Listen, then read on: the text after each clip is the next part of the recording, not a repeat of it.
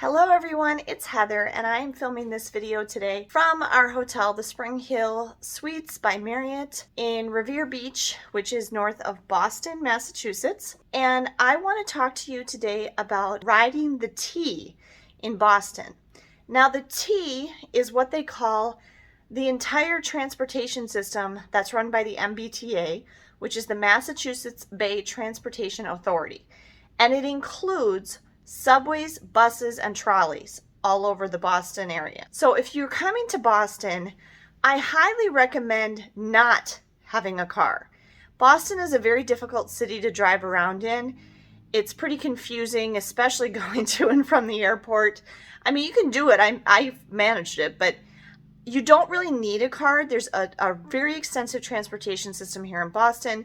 The T is really easy to use. And so in today's video, I'm going to kind of tell you how to do that so you can get by without a car when you come to visit Boston. Okay, first of all, if you're flying into Boston, there is a T station on the blue line, which is the subway, at the airport. Now, to get to the blue line T station at the airport, you have to take the silver line, which is actually a bus that makes a continuous loop around the airport at Boston Logan International Airport. You can get the Silver Line buses right outside of pretty much every street level door in all the terminals at the airport. And it makes a continuous loop. It's free around the airport and it goes to all the different terminals and the blue line on the T and the rental car center.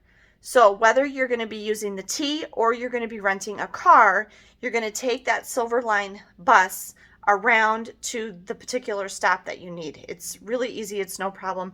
There's great big racks in those buses. They're big, long, like accordion style buses.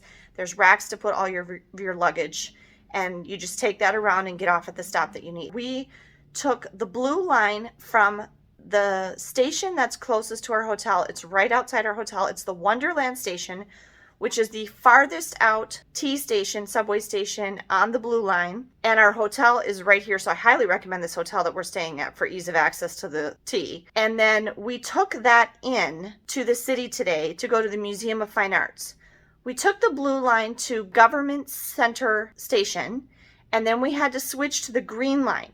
The green line has multiple arms to it, so you have to be careful that you get on the correct green line. The green line are actually trolleys, but they go underground in some areas just like the subways do, and then the rest of the time they're above ground. And actually even the blue line is above ground a lot of the time too. So the subways and trolleys in Boston are both a mix of underground like a subway and above ground like a light rail or a trolley. You have several options for buying a ticket or a pass to use the T. You buy your tickets or passes from self-service kiosks in each of the stations. They're really easy to find and they're easy to use. Did they take cash too? I think they also take cash and cards. And you can use debit or credit. I did go up to one of the T employees, and you'll see them at all the stations. They're wearing red. They're really easy to spot, and I think their uniforms even say, "Have questions, ask me." And so they're really easy to spot. They're standing in a very visible place, ready to help you if you don't know what to do. And I went up to the kiosk and I looked at it, and I really wasn't sure what to buy. And so then I went and I asked him. He wanted to know how old were my kids, because there's different passes that certain kids can get, and if they're in a Boston school district, they can get certain passes and things like that. Well, right away he knew we were each going to need our own ticket or Charlie card.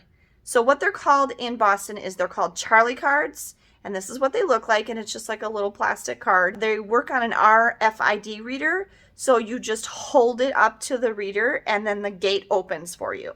There's a couple places where you get on, you don't use your Charlie card or you don't pay. It sort of seems like you're getting on and riding for free.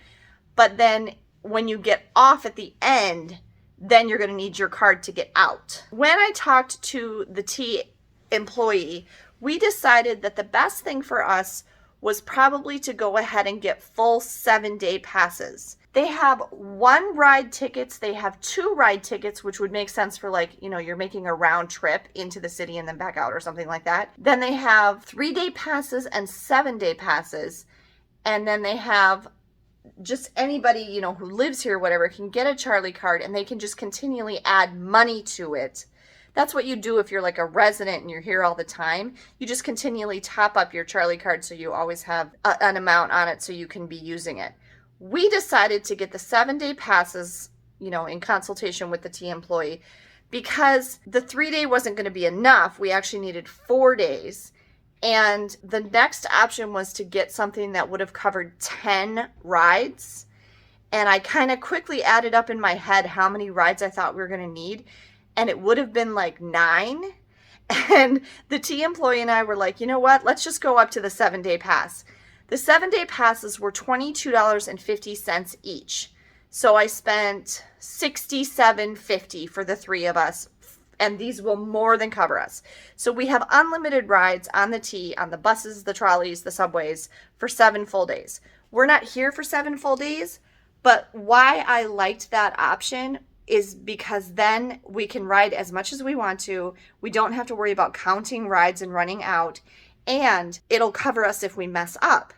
I have sometimes when I'm traveling on public transportation in a city made a mistake. I got on going the wrong direction, or I got on at the wrong station, or I got off at the wrong station, or something like that. Or I didn't realize I had to transfer to a bus or whatever. And it's nice to have that cushion to cover yourself so that if you do make a mistake, you know that you're not going to like run out of credit on your pass or your card or whatever. So that works really good for us. Like, for example, today, if I had just stuck to that, okay, we're going to have exactly 9 rides, then today would have messed us up, because what we ended up doing is we took our 1 ride to the Museum of Fine Arts. We went to the Museum of Fine Arts, but then coming back, we had extra time on our hands and we wanted to see something else. And so we decided to go to the Public Garden and Boston Common. And so we ended up taking additional rides. It was still the same route, but we ended up getting off, doing stuff for a while, getting back on, you know, stuff like that. So then we had the flexibility and the cushion to be able to do something like that without having to worry that we were going to run out of rides or credit on our cards. So I always recommend, if you're visiting a city and you're going to be using public transportation, get a pass that's going to cover more than you think you need, because then you have that additional flexibility and that additional cushion if you make a mistake or if you decide to do something else that you weren't originally planning on. If you appreciate helpful tips videos like this on how to use things like public transportation, be sure to give me a thumbs up down below. If you're not yet subscribed to my channel, I would really appreciate it if you would subscribe. Thanks everyone. Have a great day and safe travels.